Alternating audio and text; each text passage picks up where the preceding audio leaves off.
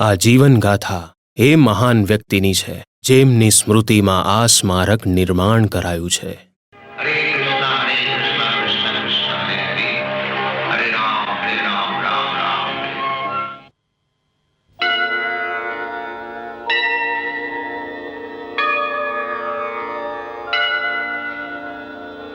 સંસાર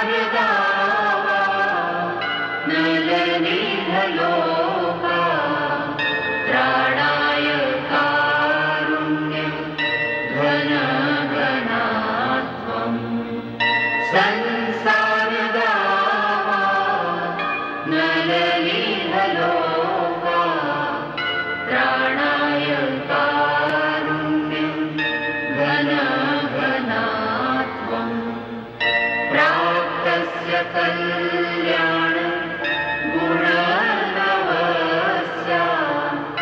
વંદે ગુરો શ્રી ચરણારવિંદમ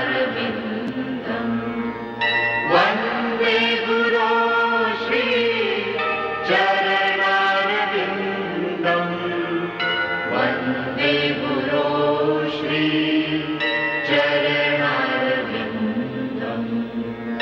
વંદે ગુરો શ્રી ચરણારવિંદમ વંદે ગુરો શ્રી ચરણારવિંદમ.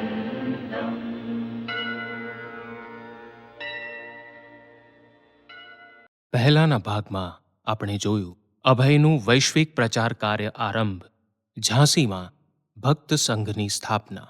હવે આગળ.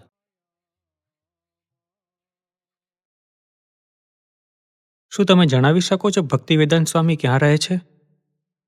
એ ત્યાં ઉપર રહે છે. હરે કૃષ્ણ કૃષ્ણ કૃષ્ણ હરે હરે હરે રામ રામ રામ હરે હરે હરે કૃષ્ણ કૃષ્ણ સ્વામી મહારાજ. કૃષ્ણ. આવો આવો, હરે કૃષ્ણ, પધારો પધારો. હરે કૃષ્ણ. હરે કૃષ્ણ. મહારાજ, તમારા ચરણ કમળમાં મેં બહુ મોટો અપરાધ કર્યો છે, કૃપયા ક્ષમા કરો. કેમ, શું વાત છે? એ લોકો જે આગ્રામાં રહેતા હતા એ તમારાથી દીક્ષા લેવા માંગતા હતા, પણ મેં તમને કહ્યું કે તમે દીક્ષા નથી આપી શકતા. એ સાચું હતું, હું એને સમજી શકું છું. દરેક ધાર્મિક સંસ્થાનની અંદર પોતાની વિશિષ્ટ પદ્ધતિ હોય છે. કેવળ તમે મને એનું સ્મરણ કરાવ્યું. જ્યારે મારા ગુરુ મહારાજને ખબર પડી કે મારા અપરાધના કારણે તમે આગ્રા છોડીને જતા રહ્યા તો એ મારા પર ક્રોધિત થયા અને મને તમારી પાસે ક્ષમા માંગવા મોકલ્યો. તમે કોઈ અપરાધ નથી કર્યો. તમારા ગુરુ મહારાજ ખૂબ જ પવિત્ર આત્મા છે, એટલા માટે જ તેમણે મારા પર દયા બતાવી. તમને આશ્ચર્ય થશે કે મેં આ રીતે આગ્રા કેમ છોડ્યું. એનું એક કારણ છે. મેં એક અભિયાનની શરૂઆત કરી છે અને મેં વિચાર્યું છે કે એ જ મારા માટે સારું રહેશે કે હું એકલો જ કામ કરું. પણ ગુરુ મહારાજે આપને મંદિરે લઈ આવવા કહ્યું છે. હા, હું મંદિર જરૂર આવીશ. બસ તમારા ગુરુ મહારાજને કહેજો કે આવનાર દિવસોમાં હું એમને જરૂર મળીશ. તમે તો જોઈ જ રહ્યા છો, હું ભગવાનનો ભોગ ધરાવવા જઈ રહ્યો છું. શું તમે બધા મારી સાથે પ્રસાદ લેશો? જી ગુરુ મહારાજ. આવો, પધારો.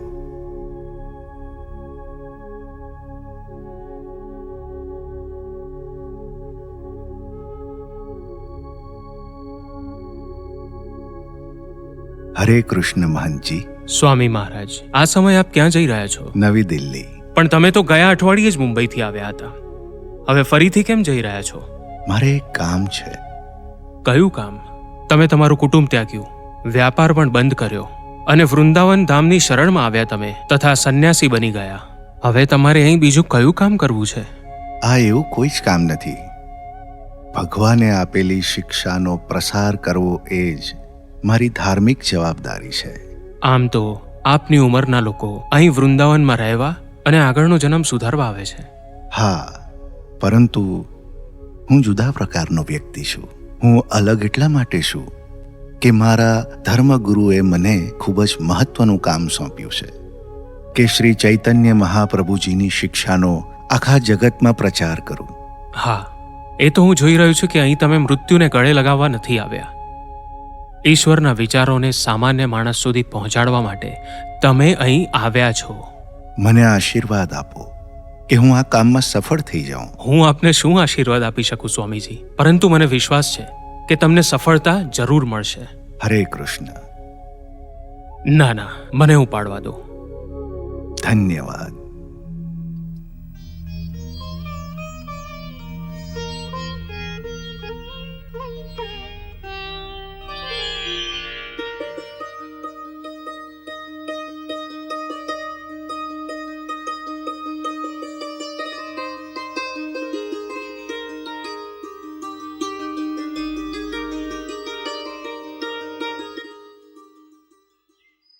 એક્સક્યુઝ મી, હું તમને કંઈક બતાવવા માંગુ છું. મારી પાસે જે પત્રિકાઓ છે એમાં વર્તમાન જગતની જે સમસ્યાઓ છે એનું સમાધાન પ્રસ્તુત છે. જી હા, હું એ જોવા માંગીશ.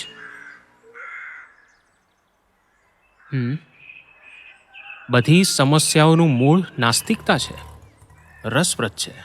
હા, જ્યાં સુધી આપણે એ ના જાણી લઈએ કે ભગવાન જ બધાનો કરતા ધરતા છે ત્યાં સુધી સમસ્યાઓ રહેશે જ. આ તો મને બિલકુલ બેબાક લાગે છે. ના ના, આ વાસ્તવ છે. આ સર્વ કોનું છે? આ બધું તો માત્ર પરમપિતા પરમેશ્વરનું તો છે. તમે જગતના નિર્માતા છો. નહીં, જરાય નહીં. વાસ્તવમાં જગત પિતા છે. જી હા. હા, ને એ છે પરમેશ્વર. હા, આ પત્રિકાને એકવાર જોઈ લેજો, ઠીક છે? આપણે કાલે મળીશું અને ચર્ચા કરીશું. તમે અમને ક્યાં મળશો? અહીંયા જ, હું અહીંયા જ છું. ઠીક છે, કાલે અમે અહીં ફરીથી આવીશું, સેમ ટાઈમ. અચ્છા, મારું નામ છે સુબોધ, આ છે સિદ્ધાંત અને આ છે આદિત્ય. તમને લોકોને મળીને આનંદ થયો. હું તમને બધાને કાલે અહીં જ જરૂર મળીશ. નમસ્તે. હરે કૃષ્ણ. દીકરાના લગ્ન ક્યારે છે ભાઈ તારા? આ જ મહિનામાં છે ભાઈ. હવે અરે ભાઈ, બીજી બધી તૈયારી તો થઈ ગઈ છે ને? હા, આજકાલ ખરેખર. મોંઘવારી કેટલી બધી વધી ગઈ છે. જરા એક મિનિટ. શું તમે આ પત્રિકા બેક ટુ ગોડ હટને જોવામાં રુચિ રાખો છો? પત્રિકા ધાર્મિક સંસારમાં પ્રવેશ કરવાનો માત્ર માર્ગ જ નથી બતાવતી, પરંતુ સમસ્યાઓનું સમાધાન પણ પ્રસ્તુત કરે છે. ના ના, તમે કૃપા કરીને જાઓ, માફ કરો. શું તમે જોવા માંગો છો? ના ના, મને કોઈ રુચિ નથી આમાં. અને તમે? મને લાગે છે કે તમે એક બુદ્ધિમાન વ્યક્તિ છો. તમે કેમ નથી એક પત્રિકા લઈને વાંચતા? ના ના, મને આમાં કોઈ રસ નથી. તમારે આને ખરીદવાની નથી. તમને જો આ સારી લાગે તો માત્ર એકવાર વાંચો. અરે ભાઈ, મેં કહ્યું ને તમને, મને આમાં કોઈ રુચિ નથી અને મારી પાસે સમય પણ નથી. ચા પીતા પીતા પણ તમે આને વાંચી શકો છો. મહેરબાની કરીને તમે મને એકલો મૂકી દો. સારું, સારું. મેં કહ્યું ને, મને કોઈ રુચિ નથી એમાં. ઠીક છે. બીજું કોઈ ઈચ્છુક છે? તમે? નહીં નહીં, અમને પણ નથી જોઈતું. હરે કૃષ્ણ.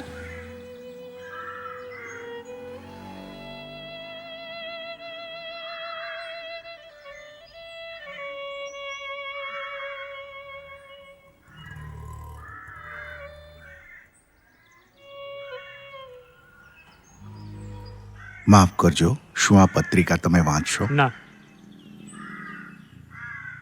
એક મિનિટ. ના ના, બસ અમને માફ કરો. હરે કૃષ્ણ.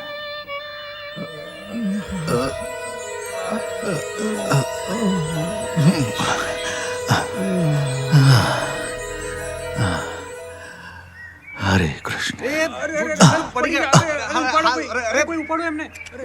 હાથ પકડો જરા. અરે ભાઈ, ધ્યાનથી જરા, એમને વાગશે યાર. જો ડ્રાઈવર, ગાડી રોકો. પવન નાખો. અરે તમે પાણી લાવો ને, પહેલા જાઓ, ફટાફટ જાઓ. શું થયું? શું થયું? હટો હટો, આમ ખસો, આમ ખસો. ધ્યાનથી હા, મારી ગાડીમાં બેસાડો. અરે હા પેપર છોડ તું પહેલા, અહીંયા હા, લાવો એમ. હા, ધીમે રહીને, આરામથી. હા. ડ્રાઈવર, ડોક્ટર ખન્નાને ત્યાં લઈ ચાલો.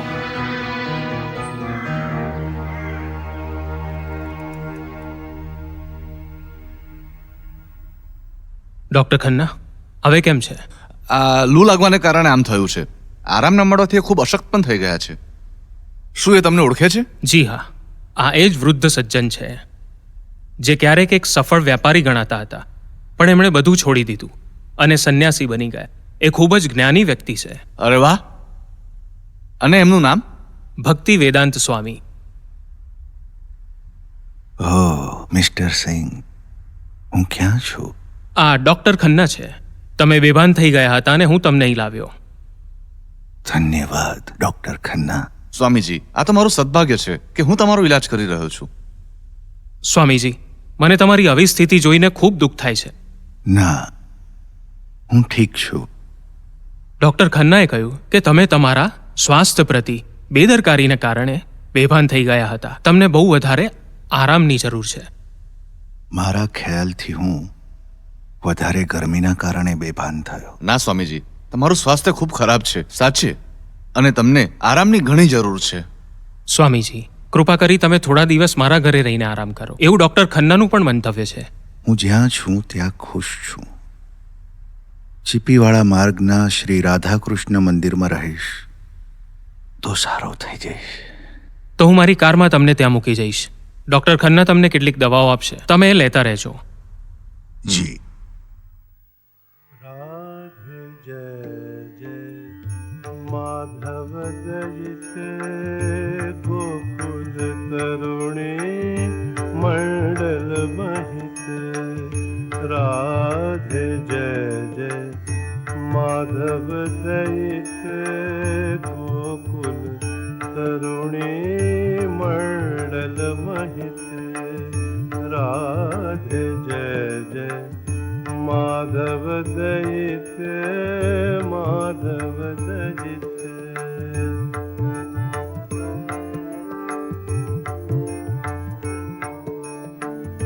दामोदर रतिवर्धन वेश.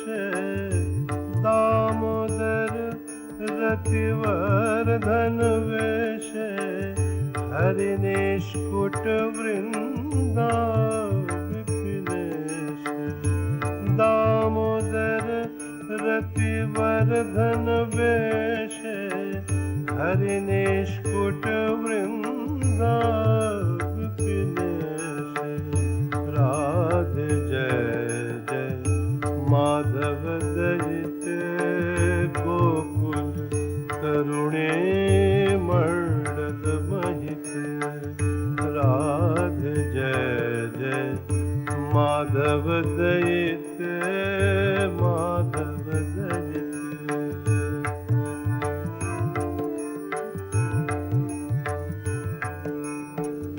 वृषभानु दधि नव शशिलेख. वृषभानु दधि नव शशिलेख. ललिता सखी गुण रमित विशाख. वृषभानु दधि नव शशिलेख. અરે ગુરુચંદ સ્વામીજી. સ્વામીજી, હું આપને કંઈ કહેવા માંગુ છું. હા હા કહો. મંદિરમાં મારા 2 ઓરડા છે. શું આપ રહેશો ત્યાં?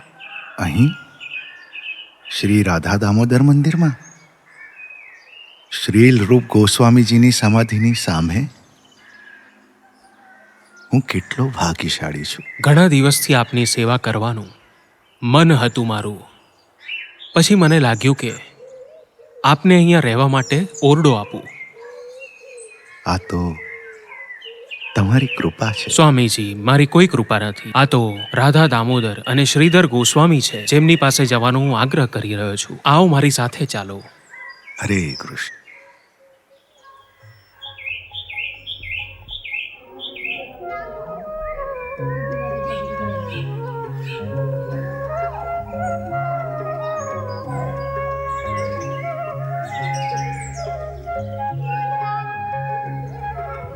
અહીંયા ઘોંઘાટ ન કરો. શું તમને ખબર નથી સ્વામીજી કામ કરી રહ્યા છે? જાઓ ખેતરમાં જઈને રમો.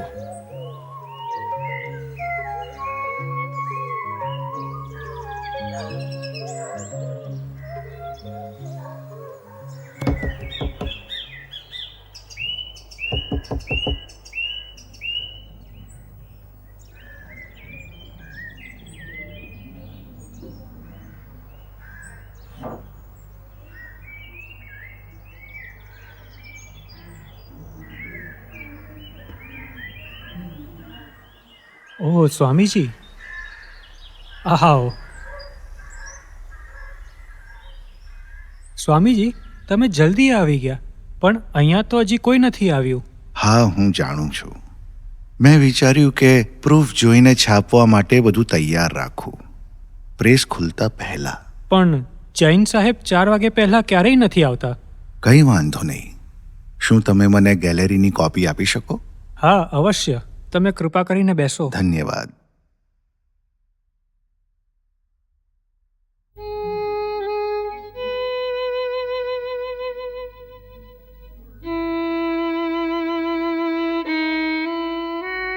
હરે કૃષ્ણ હરે કૃષ્ણ કૃષ્ણ કૃષ્ણ હરે હરે રામ. સ્વામીજી, આ રહ્યા પ્રૂફ. તમે આરામથી કામ કરો, હું અહીં આસપાસ જ છું. જો કોઈ જરૂર જણાય તો મને બોલાવી લેજો. ધન્યવાદ.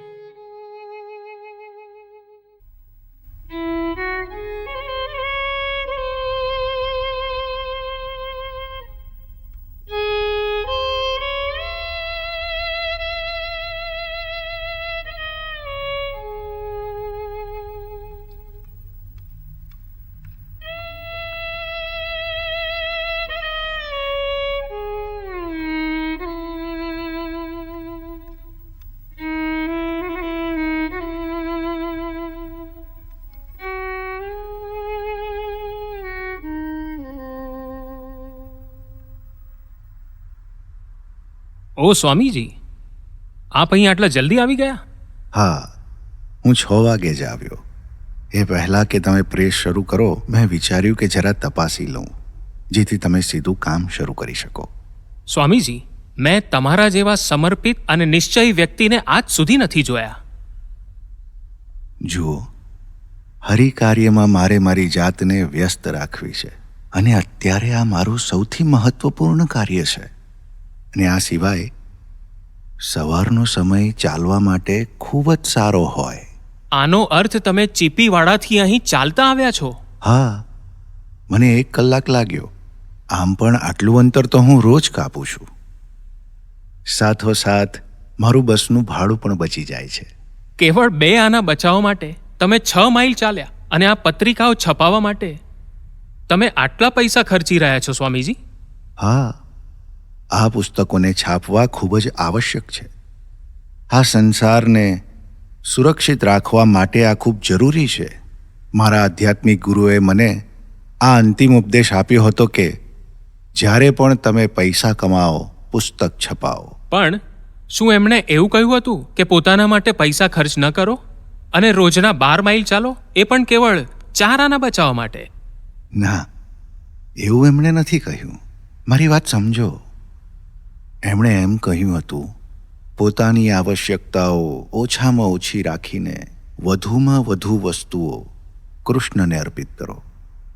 અચ્છા અચ્છા, સવારથી તમે કંઈ ખાધું છે?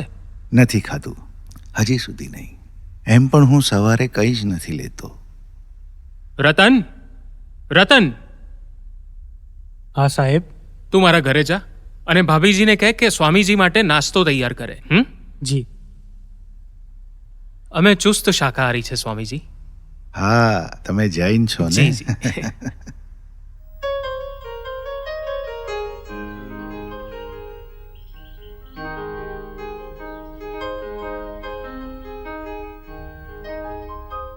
Good morning boys. નમસ્તે.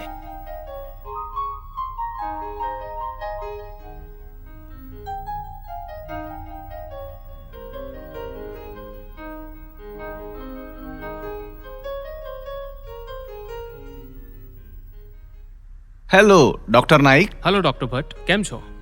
હું ઠીક છું. તમે ઘણા વ્યસ્ત લાગી રહ્યા છો આજે. હા, આ એક ખૂબ જ સારો લેખ છે.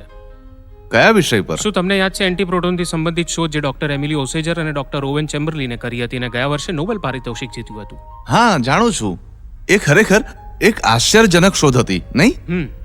એક ભક્તિ વેદાંત સ્વામી છે વૃંદાવનના. એમણે આ સિદ્ધાંતનો આધાર લઈને આ વિચાર કાયમ કર્યો કે આ એન્ટી પ્રોટોન કે એન્ટી મેટર એ જ આધ્યાત્મિક યથાર્થ છે. ભૌતિકવાદ આધ્યાત્મિક છે? હા, કારણ કે એન્ટી મેટર છે એટલે મેટરથી સંપૂર્ણ રીતે વિપરીત હોવું જોઈએ. એન્ટી મેટરની જે વિશેષતા છે ભૌતિકતાથી પૂર્ણ રીતે વિપરીત છે. મેટર જે નશ્વર છે અર્થાત એન્ટીમેટર એ નશ્વર નથી, અમર છે. મેટર ક્ષણભંગુર છે, એ કારણે એન્ટીમેટર કાયમ સ્વરૂપ છે. મેટર શિથિલ છે, તો એન્ટીમેટરમાં ઘણી બધી ચેતનાઓ છે. અંદાજ લગાવવા આપણને ક્યાં લઈ જઈ રહ્યું છે? હું એના વિશે માત્ર એટલું વિચારી શકું છું કે આ છે સચ્ચિદાનંદ, ઇટર્નિટી, નોલેજ એન્ડ બ્લિસ. હા, બિલકુલ સાચું. એ આગળ કહે છે કે જે ભૌતિક પાત્ર નથી એ તો આત્મા છે. એ આત્માના કારણે શરીર જીવંત છે, અને આત્મા શરીર ત્યાગે છે તો શરીર મરી જાય છે. સ્વામીજી આગળ કહે છે કે બે દુનિયા છે, એક ભૌતિક અને બીજી આધ્યાત્મિક. આત્મજ્ઞાનની આટલી સુલભ પદ્ધતિ પહેલી વાર જોઈ છે. મેં અત્યાર સુધી જે પણ કંઈ વાંચ્યું છે એમાં સર્વશ્રેષ્ઠ લેખ આ જ છે. અતિ સુંદર. આ પત્રિકાનું નામ શું છે? બેક ટુ ગોડ હેડ.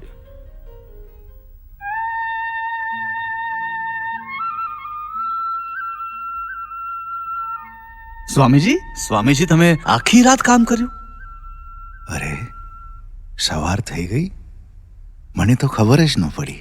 સ્વામીજી, હું જ્યારે પણ તમને શ્રીમદ ભાગવતનો અતિશય ધ્યાનથી અનુવાદ કરતા જોઉં છું તો મને લાગે છે કે સ્વયં વ્યાસદેવ જ ફરી અવતરિત થયા છે. કૃષ્ણ પંડિતજી, તમે ભાવુક વ્યક્તિ છો.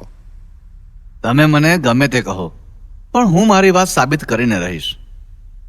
વ્યાસદેવ કળિયુગની પરિસ્થિતિઓને પહેલા જ ઓળખી ગયા, અને એટલે જ દયા કરીને એમણે રચના કરી વેદોની, ઉપનિષદોની, પુરાણ, મહાભારત અને વેદાંત સૂત્રની, અને પછી નારદ મુનિના કહેવા પર એમણે લખ્યું Shrimad Bhagavatam.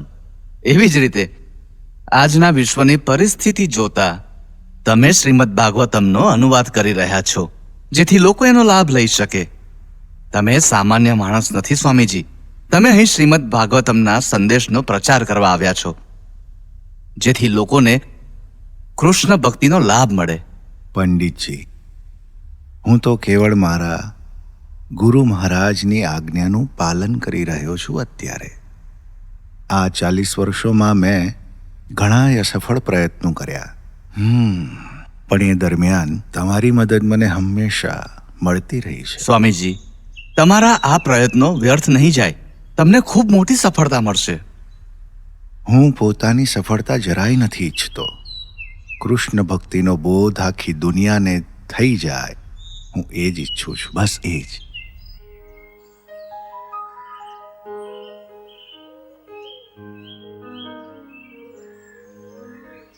Hello professor Naik. Hello professor Bhatt. કોઈ પ્રગતિ એન્ટીમેટર બાબતે? મેં ભક્તિ વેદાંત સ્વામીને લખ્યું હતું અને એમણે ઉત્તર આપ્યો કે હું એમની સાથે આખા વિશ્વમાં ભારતનું જ્ઞાન ફેલાવવા માટે જઈ શકું છું. તો તમે શું નક્કી કર્યું છે? હું બહુ જ ખુશ છું. આશા હતી કે હું એમની સાથે જઈ શકતો, પણ કદાચ હું નહીં જઈ શકું.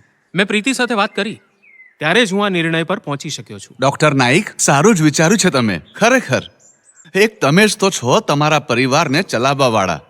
જો તમે નોકરી છોડીને ધર્મ પ્રચારક બની ગયા તો આપની પત્ની અને બાળકોનું શું થશે? હા, આ સમર્થતા કાયમ સ્વરૂપની ન હોત. જી. ચાલો જઈએ.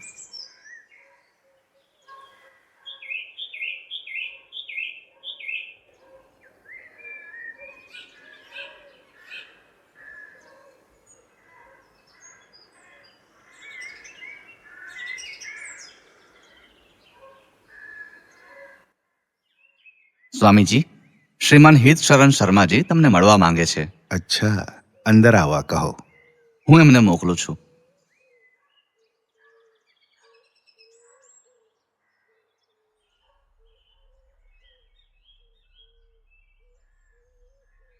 શર્માજી, સવારમાં વહેલા આવવાની તકલીફ કેમ લીધી?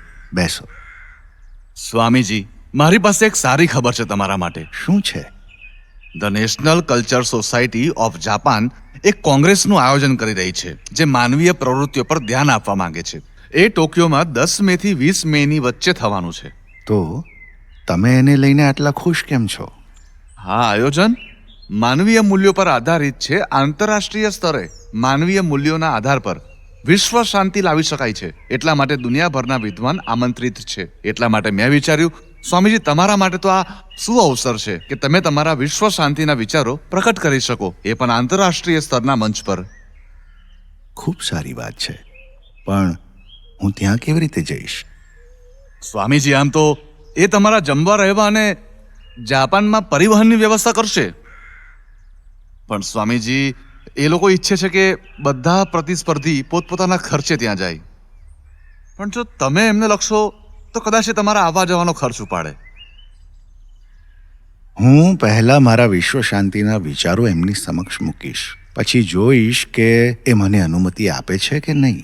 જો ત્યારે પહેલેથી જ હું એમની સામે વિમાનની ટિકિટની વાત કરું તો એ બિલકુલ જ રુચિ નહીં લે. આ તો સારો વિચાર છે.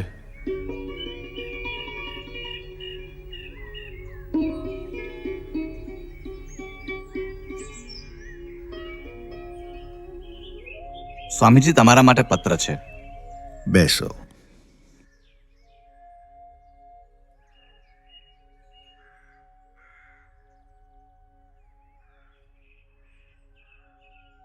જાપાનથી આવ્યું છે.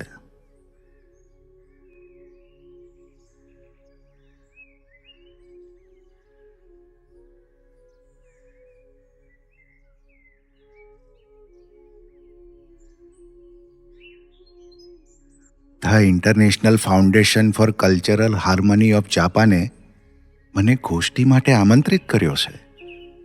આ ફાઉન્ડેશનના સચિવ પ્રમુખ શ્રીમાન તોશીહિરો નાકાનો લખે છે, હું સન્માન કરું છું ભારતીય આધ્યાત્મિક સંસ્કૃતિનું અને તમે મોકલેલા પ્રસ્તાવનું પણ. મને વિશ્વાસ છે તમારા વક્તવ્યથી અન્ય પ્રતિયોગીઓના જ્ઞાનમાં વૃદ્ધિ થશે અને વિશ્વ શાંતિનો કોઈ સારો માર્ગ આમાંથી નીકળી આવશે. અચ્છા, પત્રની સાથે એક પ્રમાણપત્ર પણ જોડ્યું છે જે મને પાસપોર્ટ અને વિઝા અપાવવામાં મદદ કરશે.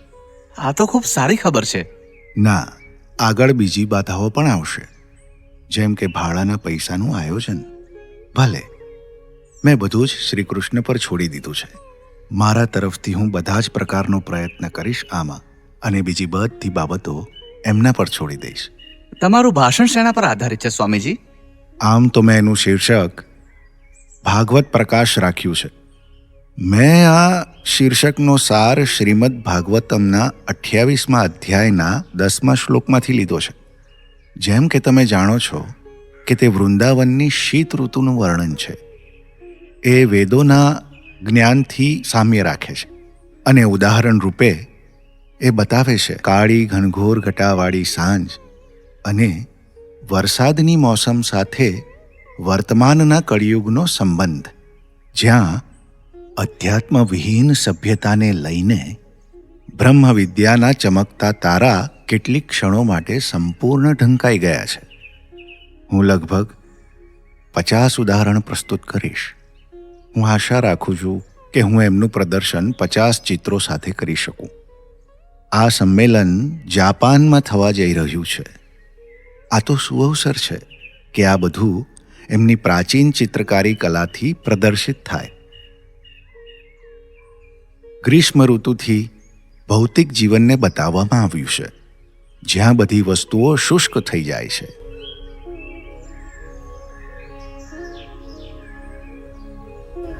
મોન્સૂનના વાદળ જે વરસાદ લાવે છે એમને ઉપમા અપાઈ છે દયાનો વર્ષાવ, જે પરમપિતા શ્રી કૃષ્ણ વરસાવે છે.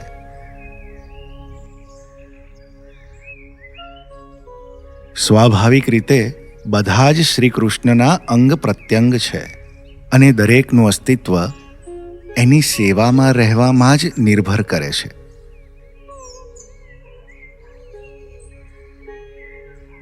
ખુશહાલ પૃથ્વીને કૃષ્ણની કૃપાથી બતાવાઈ છે, જેના કારણે બધી જ ભૌતિક ઈચ્છાઓ પૂર્ણ થાય છે.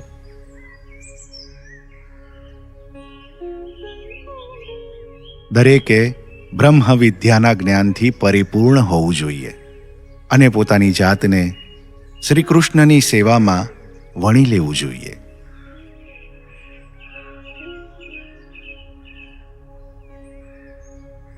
સ્નેહ ભરેલ સમર્પિત સેવાથી મનુષ્ય આધ્યાત્મિક જીવનના સ્તર પર ઊંચો ઉઠી જાય છે. જય શ્રી કૃષ્ણના અમૂલ્ય સહવાસમાં રહેવા લાગે છે.